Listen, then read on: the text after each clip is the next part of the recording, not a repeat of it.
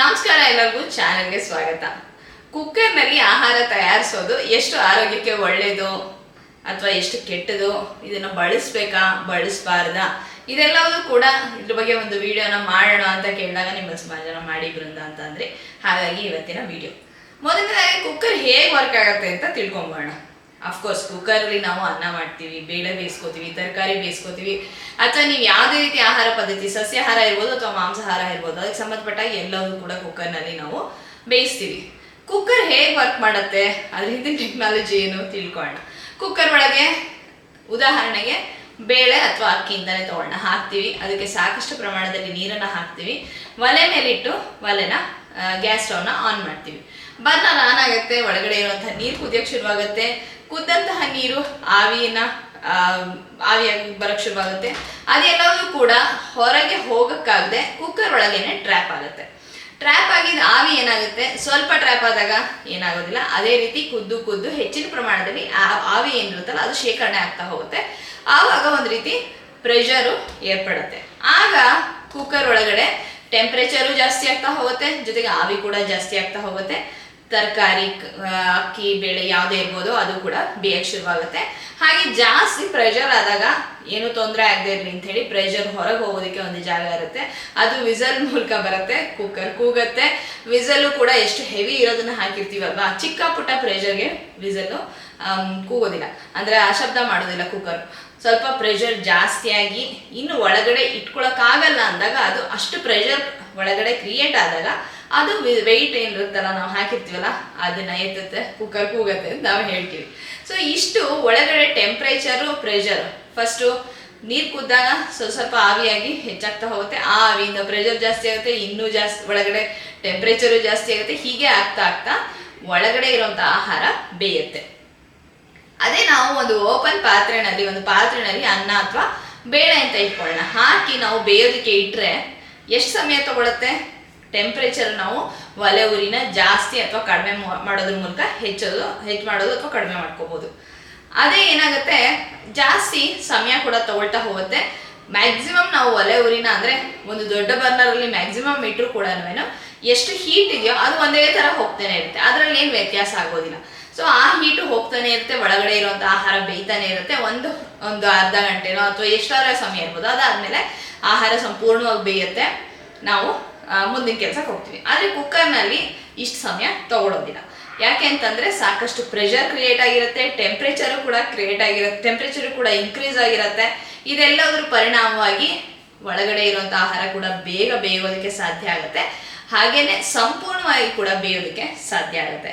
ಅದೇ ನೀವು ಒಂದು ಪಾತ್ರೆನಲ್ಲಿ ಇಟ್ಟಾಗ ಸಂಪೂರ್ಣವಾಗಿ ಬೇಯಿಸೋದಕ್ಕೆ ಸಾಕಷ್ಟು ಸಮಯ ತಗೊಳತ್ತೆ, ಅಥವಾ ಒಂದೊಂದ್ಸತಿ ನಮಗೆ ಬೇಯಿಸೋಕ್ಕೆ ಆಗದೆ ಕೂಡ ಇರ್ಬೋದು. ಎಷ್ಟೊತ್ತಿಂದ ಒಲೆ ಮೇಲೆ ಇಟ್ಟು ಬೇಯಿಸ್ತಾ ಇದ್ದೀನಿ, ಬೇಯ್ತಿಲ್ಲ ಅಂಥೇಳಿ ನಾವು ಒಲೆಯನ್ನು ಆಫ್ ಮಾಡುವಂಥ ಪರಿಸ್ಥಿತಿ ಕೂಡ ಬರಬಹುದು. ಸೊ ಕುಕ್ಕರಲ್ಲಿ ಹೇಗೆ ವರ್ಕ್ ಆಗುತ್ತೆ ಅಂತ ನಿಮಗೆ ಗೊತ್ತಾಯಿತು. ಆಮೇಲೆ ಕುಕ್ಕರಲ್ಲಿ ಬೆಂದಂತಹ ಬೇಳೆಗಳು ಸಾಮಾನ್ಯವಾಗಿ ಸಂಪೂರ್ಣವಾಗಿ ಬೆಂದಿರುತ್ತೆ, ಹಾಗೆ ಅರಗೋದು ಕೂಡ ಸುಲಭವಾಗಿರುತ್ತೆ. ಇದು ಕೂಡ ಎಷ್ಟೋ ಜನ ಸಾಕಷ್ಟು ರೀತಿಯಲ್ಲಿ ಎಕ್ಸ್ಪೆರಿಮೆಂಟ್ಗಳನ್ನ ಮಾಡಿ ಕಂಡುಕೊಂಡಿರುವಂಥದ್ದು. ಓಪನ್ ಆಗಿ ನಾವು ಇಟ್ಟು ಬೇಯಿಸಿದಾಗ ಸರಿಯಾಗಿ ಬೇಯದೇ ಇರ್ಬೋದು, ಅಥವಾ ಅರ್ಧಂಬರ್ಧ ಬೆಂದು ನಮಗೆ ಅರಗಿಸೋದಕ್ಕೆ ಕಷ್ಟ ಆಗ್ಬೋದು, ಸಂಪೂರ್ಣವಾಗಿ ನಮಗೆ ದೇಹಕ್ಕೆ ಬೇಕಾಗಿರುವಂಥ ಪೋಷಕಾಂಶಗಳು ಸಿಗದೆ ಹೋಗ್ಬೋದು. ಆದರೆ ಕುಕ್ಕರ್ನಲ್ಲಿ ಬೇಳೆಕಾಳುಗಳು, ತರಕಾರಿ ಯಾವುದೇ ಇರ್ಬೋದು, ಏನು ಹಾಕಿರ್ತಿರೋ ಅದು ಸಂಪೂರ್ಣವಾಗಿ ಬೇಯುತ್ತೆ, ನಮಗೆ ಅರಗೋದಕ್ಕೆ ಸಹಾಯ ಆಗುತ್ತೆ, ಹಾಗೆಯೇ ನಮಗೆ ದೇಹಕ್ಕೆ ಬೇಕಾಗಿರುವಂಥ ಪೋಷಕಾಂಶಗಳು ಸಿಗತ್ತೆ. ಸೊ ಕುಕ್ಕರ್ನಲ್ಲಿ ಇವತ್ತಿನ ದಿವಸದಲ್ಲಿ ಸೋಷಿಯಲ್ ಮೀಡಿಯಾದಲ್ಲಿ ಭಯಂಕರವಾಗಿ ವಿಡಿಯೋಗಳನ್ನ ತೋರಿಸ್ತಿರ್ತಾರೆ. ಏನು, ನೀವು ಬೇಳೆನ ಹಾಕಿ ಬೇಯಿಸ್ತೀರಾ, ಮೇಲ್ಗಡೆ ನೊರೆ ಬರ್ತಾ ಇದೆ, ಈ ನೊರೆ ಸಮೇತ ಕುಕ್ಕರಲ್ಲಿ ವಿಸಲ್ ಕೂಗುತ್ತೆ, ಬೇಳೆಗಳು ಬೇಯುತ್ತೆ, ಇದು ನಿಮಗೆ ಈ ಆಹಾರ ನಿಮ್ಮ ದೇಹಕ್ಕೆ ತೊಂದರೆ ಮಾಡುತ್ತೆ, ನಿಮಗೆ ಮಂಡಿ ನೋವು ಬರುತ್ತೆ, ಕಾಲು ನೋವು ಬರುತ್ತೆ, ಜಾಯಿಂಟ್ ನೋವು ಬರುತ್ತೆ, ಏನೇನೆಲ್ಲ ಹೆದರಿಸ್ಬೇಕೋ ಹೆದರಿಸ್ತಾರೆ. ಹಾಗೇನಾಗೋದಿಲ್ಲ. ಇದು ಸಾಕಷ್ಟು ಇದ್ರ ಬಗ್ಗೆ ಮಾಹಿತಿ ನಿಮಗೆ ಗೂಗಲ್ನಲ್ಲಿದೆ. ಆದರೆ ನಾನು ನಿಮ್ಗೆ ಹೇಳೋದಕ್ಕೆ ಇಷ್ಟಪಡ್ತೀನಿ ಏನಂತಂದರೆ, ಆ ರೀತಿ ನೊರೆ ಬಂದು ಕೂಗಿದ್ರೂ ಕೂಡ ನಮ್ಮ ಆರೋಗ್ಯಕ್ಕೆ ಏನು ತೊಂದರೆ ಆಗೋದಿಲ್ಲ. ಇಷ್ಟು ಮೇಲೆ ನಿಮಗೆ ಕಾಳು ಬೇಳೆಗಳು ಅರಗಿಸ್ಕೊಳ್ಳೋದಕ್ಕೆ ಕಷ್ಟ ಆಗ್ತಿದೆ ಅಂತಂದರೆ, ನೀವು ಅದನ್ನು ನೆನೆಸ್ಬಿಟ್ಟು ನಂತರ ಕುಕ್ಕರ್ನಲ್ಲಿ ಕೂಗಿಸೋವಂಥ ಅಭ್ಯಾಸನ ಇಟ್ಕೊಳ್ಳಿ. ಆವಾಗ ನಿಮಗೆ ಅರಗೋದಕ್ಕೂ ಕೂಡ ಸುಲಭ ಆಗಿರುತ್ತೆ.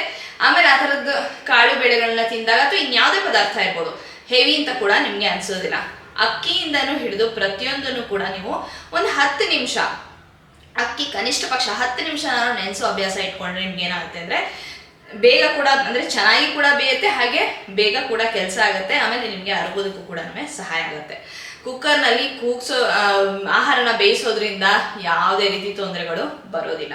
ಯಾಕೆ ಅಂತಂದರೆ ಕುಕ್ಕರ್ ಹೇಗೆ ವರ್ಕ್ ಆಗುತ್ತೆ ಅಂತ ನಾನು ನಿಮ್ಗಾಗಲೇ ವಿವರಿಸಿದೆ. ಇದನ್ನು ಗಮನಿಸಿದ್ರೆ ಇದ್ರ ಮಧ್ಯದಲ್ಲಿ ಯಾವುದೇ ರೀತಿಯಂತ ಯಾವುದೋ ಕೆಮಿಕಲ್ ರಿಲೀಸ್ ಆಯಿತು ಅಥವಾ ಯಾವುದೇ ರೀತಿಯಂಥ ನಾವು ತಿಂತಿರುವಂಥ ಆಹಾರದಲ್ಲಿ ಮಾರ್ಪಾಡಾಗಿ ಅದು ವಿಷವಾಗಾಯಿತು ಅಥವಾ ನಮ್ಮ ದೇಹಕ್ಕೆ ಕೆಟ್ಟದಾಗಿ ಮಾಡುವಂಥ ಒಂದು ರೂಪ ಪಡ್ಕೊಂತು, ಇದು ಯಾವುದೂ ಕೂಡ ಆಗೋದಿಲ್ಲ. ಒಳಗಡೆ ಇರುವಂತಹ ಪ್ರೆಷರ್ ಜಾಸ್ತಿ ಆಗ್ತಾ ಹೋಗುತ್ತೆ, ಆ ಪ್ರೆಷರ್ ಟೆಂಪ್ರೇಚರು ಕೂಡ ಜಾಸ್ತಿ ಆಗುತ್ತೆ. ಈ ಒಂದು ಪ್ರೋಸೆಸ್ನಲ್ಲಿ ಆಹಾರ ಬೇಗ ಬೇಯುತ್ತೆ ಅಷ್ಟೇ. ಕುಕ್ಕರ್ನ ಬಳಸೋದ್ರಿಂದ ಯಾವುದೇ ರೀತಿಯಂಥ ದುಷ್ಪರಿಣಾಮ ಆಗೋದಿಲ್ಲ. ಆಮೇಲೆ ಇನ್ನೊಂದು ಏನು ಅಂತಂದರೆ ತರಾವರಿ ಕುಕ್ಕರ್ಗಳು. ನನ್ನ ವಿಡಿಯೋಗಳಲ್ಲಿ ನೀವು ನೋಡ್ತಿದ್ದಾಗ ಯಾವ ಕುಕ್ಕರ್ ಬಳಸ್ತೀರಾ, ಯಾವುದನ್ನು ಸಜೆಸ್ಟ್ ಮಾಡ್ತೀರಾ ಅಂತ ಸಾಕಷ್ಟು ಪ್ರಶ್ನೆಗಳು ಹಿಂದಿನ ವಿಡಿಯೋಗಳಲ್ಲೂ ಬಂದಿದೆ, ಈಗಲೂ ಕೂಡ ಬರ್ತಿರತ್ತೆ. ಇದ್ರ ಬಗ್ಗೆ ಮಾತಾಡೋಣ ಸ್ವಲ್ಪ ಅಂತ ನನಗೆ ಅನಿಸ್ತು. ಕುಕ್ಕರು ಮೊದಲೆಲ್ಲ ಹಿಂಡಾಲಿಯಂ ಅಲ್ಯೂಮಿನಿಯಮ್ದೆಲ್ಲ ನಾವು ನೋಡಿದ್ವಿ. ಅದಾದ್ಮೇಲೆ ಸ್ಟೀಲಿಂದ ಬರೋಕ್ಕೆ ಶುರುವಾಯಿತು. ಅದಾದಮೇಲೆ ಇಂಡಕ್ಷನ್ ಬೇಸ್ ಇರೋವಂಥದ್ದು ಬರೋಕ್ಕೆ ಶುರುವಾಯಿತು. ನಾನ್ ಸ್ಟಿಕ್ ಬಂತು, ನಾನ್ ಸ್ಟಿಕ್ ಅಲ್ಲ ಅನಡೈಸ್ಡ್ ಕುಕ್ಕರ್ಗಳು ಬಂತು. ಇವತ್ತಿನ ದಿವಸ ಅಂತೂ SAS ಕುಕ್ಕರ್ಗಳು ಕೂಡ ಬರ್ತಾ ಇದೆ.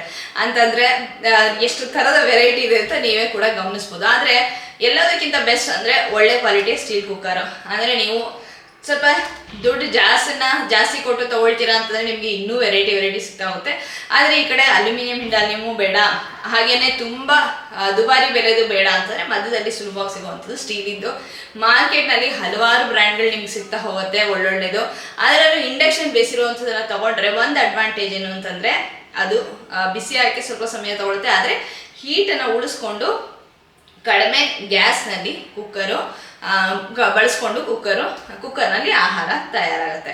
ಸ್ಟೀಲು ಇವತ್ತಿನ ದಿವಸದಲ್ಲಿ ಇಂಡಕ್ಷನ್ ಬೇಸ್ ಇರುವಂತಹ ಕುಕ್ಕರ್ಗಳು ಸಾಮಾನ್ಯವಾಗಿ ಎಷ್ಟೊಂದು ಬ್ರ್ಯಾಂಡ್ಗಳಲ್ಲಿ ಸಿಗ್ತಿದೆ. ನೀವು ಕೂಡ ಯೂಸ್ ಮಾಡ್ತಿರ್ತೀರಾ ಅಥವಾ ನಿಮಗೂ ಕೂಡ ಗೊತ್ತಿರೋ ಅಂಥದ್ದೇನೆ. ಆ ಥರದ ಕುಕ್ಕರ್ಗಳನ್ನ ತೊಗೊಂಡಾಗ ನೀವು ಅದನ್ನು ಒಂದು ರೀತಿ 2 in 1 ಆಗಿ ಬಳಸ್ಬೋದು. ಅಂದರೆ ಏನು, ಬರೀ ಆಹಾರ ಬೇಯಿಸೋದಕ್ಕೆ ಒಂದೇ ಅಲ್ಲ, ನಂತರ ನೀವೇನಾರೋ 1 pot ಮೀಲ್ಗಳನ್ನ ಮಾಡ್ತೀರಾ ಅಥವಾ ಅದರೊಳಗೇನೆ ಸಾರು ಹುಳಿ ಕುದಿಸ್ತೀರಾ, ಅದರೊಳಗೆ ಒಗ್ಗರಣೆ ಹಾಕ್ತೀರಾ, ಪಲ್ಯ ಮಾಡ್ತೀರಾ, ಇದಕ್ಕೂ ಕೂಡ ಒಂದು ರೀತಿ ಪ್ಯಾನ್ ಥರ ವರ್ಕ್ ಆಗುತ್ತೆ. ಇವತ್ತಿನ ದಿನಗಳಲ್ಲಿ ನಮ್ಮ ಮನೆಗಳಲ್ಲಿ ಕುಕ್ಕರ್ನ ಬಳಕೆ ಎಷ್ಟು ಮಟ್ಟಿಗೆ ಹೆಚ್ಚಿದೆ ಅಥವಾ ಎಷ್ಟು ಅನಿವಾರ್ಯವಾಗಿದೆ ಅಂತ ಹೇಳಿ ನಿಮಗೆ ಗೊತ್ತೇ ಇದೆ. ಕೆಲಸಕ್ಕೆ ಹೋಗುವಂಥ ಮಹಿಳೆ ಇರ್ಬೋದು ಅಥವಾ ಮನೆಯಲ್ಲಿರುವಂಥ ಗೃಹಿಣಿ ಇರ್ಬೋದು, ಪ್ರತಿಯೊಬ್ಬರಿಗೂ ಕೂಡ ಕುಕ್ಕರ್ನ ಅವಶ್ಯಕತೆ ಇದೆ. ಯಾಕೆ ಅಂತಂದರೆ ನಮ್ಮ ಸಮಯನ ಉಳಿಸುತ್ತೆ. ಬೆಳಗಿನ ಸಮಯದಲ್ಲಿ ಅಡಿಗೆ ತಿಂಡಿ ಎಲ್ಲದನ್ನ ಮಾಡಬೇಕಾದಂಥ ಪರಿಸ್ಥಿತಿ ಇದ್ದಾಗ ನೀವು ಹಾಗೇನೆ ತರಕಾರಿ ಬೇಯಿಸ್ಕೊಂಡು, ಬೇಳೆ ಬೇಯಿಸ್ಕೊಂಡು, ಅನ್ನ ಮಾಡಿಕೊಂಡು ಎಲ್ಲದನ್ನು ಮಾಡಿಕೊಂಡು ಮಾಡೋದು ಕೂಡ ತುಂಬಾ ಕಷ್ಟ ಸಾಧ್ಯವಾದ ಕೆಲಸ. ಇಂಥ ಸಮಯದಲ್ಲಿ ಕುಕ್ಕರ್ಗಳು ನಮಗೆ ತುಂಬಾ ಅನುಕೂಲನ ಮಾಡುತ್ತೆ. ಹಾಗೆಯೇ 1 pot ಮೀಲ್ಗಳು ತುಂಬ ದಿವಸ ನಮಗೆ ಸಹಾಯಕ್ಕೆ ಬರುತ್ತೆ. ಯಾಕೆ ಅಂತಂದರೆ ದಿನ ಅಡುಗೆ ಮಾಡ್ತಿದ್ದಾಗ ಒಂದು ದಿವಸ ಇವತ್ತು ಅಡುಗೆ ಮಾಡಬಾರ್ದು ಅನಿಸುತ್ತೆ, ಆದರೆ ಅಡುಗೆ ಮಾಡಲೇಬೇಕು. ಹಾಗಾದರೆ ಸ್ವಲ್ಪ ಕೆಲಸನ ಸುಲಭ ಮಾಡ್ಕೊಳ್ಳೋಣ ಅಂತಂದಾಗ ನೆನಪಾಗೋದು 1 pot ಮೀಲ್ಗಳು. ಅದನ್ನು ಕುಕ್ಕರಲ್ಲಿ ನಾವು ಸುಲಭವಾಗಿ ಮಾಡ್ಬೋದು. ದಪ್ಪ ತಳ ಇರುವಂತಹ ಕುಕ್ಕರ್ಗಳನ್ನ ಇಟ್ಕೊಂಡಾಗ ಇದಂತೂ ಇನ್ನೂ ಸುಲಭ ಆಗುತ್ತೆ. ನಮಗೆ ಸಮಯನ ಉಳಿಸುವಂತಹ ಕುಕ್ಕರ್ನ ಬಳಕೆ ಇವತ್ತಿನ ದಿವಸ ನಮಗೆ ಅತ್ಯವಶ್ಯಕವಾಗಿದೆ. ನಾನು ಎಷ್ಟೊಂದು ಬ್ರ್ಯಾಂಡ್ಗಳ ಕುಕ್ಕರ್ಗಳನ್ನ ಬಳಸಿದ್ದೀನಿ. ಅದರಲ್ಲಿ ನನಗೆ ತುಂಬ ಕ್ವಾಲಿಟಿ ವೈಸು ಎಲ್ಲದೂ ಕೂಡ ಇಷ್ಟ ಆಗಿರುವಂಥದ್ದು ಕೆಲವೊಂದು ಬ್ರ್ಯಾಂಡ್ಗಳು ಹೇಳೋದಕ್ಕೆ ಇಷ್ಟಪಡ್ತೀನಿ. ನೀವು ಕೂಡ ಬಳಸೋದಾದರೆ ಬಳಸಿ ನೋಡ್ಬೋದು. ಒಂದು ಹಾಕಿನ್ಸು, ಇವತ್ತಿಗೂ ಕೂಡ ನನ್ನ ಹತ್ರ ಇರೋದು ಅದೇನೆ. ಹಾಗೆಯೇ ಪ್ರೆಸ್ಟೀಜ್ನವ್ರದ್ದು ಬಳಸಿದ್ದೀನಿ, ವಿನೋದ್ನವ್ರದ್ದು ಬಳಸಿದ್ದೀನಿ ತುಂಬ ಹಿಂದೆ, ಮತ್ತು ಸ್ಟೈಲ್ನವ್ರದ್ದು ಕೂಡ ನನ್ನ ದೊಡ್ಡ ಕುಕ್ಕರ್ ಇದೆ. ಹೀಗೆ ಇನ್ಯಾವನ್ನ ಬ್ರ್ಯಾಂಡು ಕೂಡ ಸದ್ಯಕ್ಕೆ ನನಗೆ ನೆನಪಾಗ್ತಿಲ್ಲ, ಹಿಂದೆ ಬಳಸಿರ್ಬೋದೇನೋ. ಇವತ್ತಿನ ದಿವಸ ಬ್ರ್ಯಾಂಡ್ಗಳು ಇಷ್ಟೇ ಅಲ್ಲ, ಬೇಕಾದಷ್ಟು ಬ್ರ್ಯಾಂಡ್ಗಳು ನಿಮಗೆ ಮಾರ್ಕೆಟಲ್ಲಿ ಸಿಗುತ್ತೆ, ತರಾವರಿ ಇರುತ್ತೆ. ತಗೋಬೇಕಾದ್ರೆ ನೀವು ಗಮನಿಸ್ಬೇಕಾದಂಥ ಅಂಶ ಏನು ಅಂತಂದರೆ ಒಳ್ಳೆಯ ಗುಣಮಟ್ಟದ ಸ್ಟೀಲ್ನ ಬಳಸಿಯಾರ, ಹಾಗೇನೆ ಗ್ಯಾಸ್ಕೆಟ್ ಇದ್ರ ಲೈಫು ಎಷ್ಟಿದೆ, ಆಮೇಲೆ ಸೇಫ್ಟಿ ವಾಲ್ವು, ಆಮೇಲೆ ವೆಯ್ಟು, ಇದೆಲ್ಲದ ಕ್ವಾಲಿಟಿ ಹೇಗಿದೆ, ಇದೆಲ್ಲದನ್ನು ಕೂಡ ಗಮನಿಸ್ಕೋಬೇಕಾಗತ್ತೆ. ಗ್ಯಾಸ್ಕೆಟ್ನ ಕ್ವಾಲಿಟಿ ತುಂಬ ಮುಖ್ಯ ಆಗುತ್ತೆ. ಪದೇ ಗ್ಯಾಸ್ಕೆಟ್ ನಿಮಗೆ ಹಾಳಾಗ್ತಿದ್ರೆ ಅದು ಉಪಯೋಗಿಸೋದಕ್ಕೆ ಒಂದು ರೀತಿ ಬೇಜಾರು ಬಂದು ಹೋಗುತ್ತೆ. ಯಾವಾಗಲೂ ಅಂಗಡಿಗೆ ಹೋಗು ಹೊಸ ಗ್ಯಾಸ್ಕೆಟ್ ತೊಗೊಂಬ ಅಂತಂದರೆ ಅದೊಂಥರ ನಮಗೆ ಬೇಜಾರು ಹುಟ್ಟಿಸ್ಬಿಡುತ್ತೆ. ಎಷ್ಟಪ್ಪ ಇದಕ್ಕೋಸ್ಕರ ಮೊದಲೇ ಇಷ್ಟೊಂದು ದುಡ್ಡು ಕೊಟ್ಟಿದ್ವಿ, ಮತ್ತೆ ದುಡ್ಡು ಕೊಡೋ ಹಾಗೆ ಆಗ್ತಿದೆಯಲ್ಲ ಅಂಥೇಳಿ. ಆಮೇಲೆ ಕುಕ್ಕರ್ನ ಬಳಸಿದ್ದಾಗ ಆವಾಗವಾಗ ಸೇಫ್ಟಿ ವಾಲ್ವು, ವೆಯ್ಟು, ಆಮೇಲೆ ಅದು ವೆಯ್ಟ್ ಹಾಕುವಂತಹ ಜಾಗ, ಹಾಗೆ ಗ್ಯಾಸ್ಕೆಟ್ ಎಲ್ಲದೂ ಕೂಡ ಎಷ್ಟು ಸರಿಯಾಗಿದೆ ಅಂತ ಗಮನಿಸ್ಕೊತಿರ್ಬೇಕಾಗತ್ತೆ. ಈ ಥರ ಮಾಡೋದ್ರಿಂದ ಅಚಾತುರ್ಯಗಳಾಗೋದನ್ನು ತಪ್ಪಿಸ್ಬೋದು. ಯಾಕೆಂದರೆ ಇವತ್ತಿನ ದಿವಸ ನಾವು ಸಾಕಷ್ಟು ಸುದ್ದಿಗಳು ಕೇಳ್ತಾ ಇರ್ತೀವಿ, ಹೀಗೆ ಕುಕ್ಕರ್ ಎಲ್ಲೋ ಏನೋ ಇದಾಯಿತು, ಬ್ಲಾಸ್ಟ್ ಆಯಿತು, ಇದರಿಂದ ತೊಂದರೆ ಆಯಿತು ಅಂತೆಲ್ಲ. ಇದೆಲ್ಲ ಆಗಬಾರ್ದು ಅಂತಿದ್ರೆ ಖಂಡಿತ ನೀವು ಆಮೇಲೆ ಆ ವೆಯ್ಟ್ ಆಗುವಂತಹ ಜಾಗದಲ್ಲಿ ಏನಾರ ಕಸ ಇದೆಯಾ ಅಂತ ಹೇಳಿ ಅದನ್ನ ಗಮನಿಸೋದು, ಹಾಗೇನೆ ಸೇಫ್ಟಿ ವಾಲ್ನ ಅವಾಗ ಚೆಕ್ ಮಾಡೋದನ್ನ ಖಂಡಿತ ಗಮನದಲ್ಲಿಟ್ಕೊಳ್ಳಿ. ಆಮೇಲೆ ಒಲೆ ಒಳಗಡೆ ಕುಕ್ಕರ್ ಒಳಗಡೆ ಅಕ್ಕಿ ಬೇಳೆ ಏನನ್ನೇ ಬೇಯಿಸಿಗೆ ಇಟ್ಟಾಗ ಮರಿದೇನೆ ಅದಕ್ಕೆ ನೀರು ಹಾಕಿದೀವ ಅಂತೇಳಿ ಒಂದಲ್ಲ 2 ಸತಿ ಕುಕ್ಕರ್ ಮುಚ್ಚಳನ ತೆಗೆದು ನೋಡಿ ಕನ್ಫರ್ಮ್ ಮಾಡ್ಕೊಳ್ಳಿ. ಕೆಲವು ಸತಿ ಪದಾರ್ಥಗಳನ್ನ ಹಾಕಿರ್ತೀವಿ ನೀರೇ ಹಾಕಿಲ್ದೆ ಹಾಗೆ ಮುಚ್ಚಿಬಿಟ್ಟು ಕುಕ್ಕರ್ನ ಇಟ್ಟು ಕುಕ್ಕರಲ್ಲಿ ಕೂಗ್ತಿಲ್ವಲ್ಲ ಯಾಕೆ ಅಂತ ಅನ್ಸುತ್ತೆ. ಆಮೇಲೆ ಸೀದ್ ಹೋಗಿರೋ ವಾಸನೆ ಬರ್ತಿರತ್ತೆ. ಕುಕ್ಕರ್ನಲ್ಲಿ ಸಮಯ ಎಷ್ಟು ಉಳಿಸುತ್ತೆ ಅಂತ ನಾನೇನು ಹೊಸದಾಗಿ ಹೇಳ್ಬೇಕಾಗಿಲ್ಲ. ನಮಗೆ 5 ನಿಮಿಷ 10 ನಿಮಿಷದಲ್ಲಿ ಕಡಿಮೆ ಕ್ವಾಂಟಿಟಿ ಪದಾರ್ಥಗಳನ್ನ ಬೇಯೋದಕ್ಕೆ ಸಹಾಯ ಮಾಡುತ್ತೆ.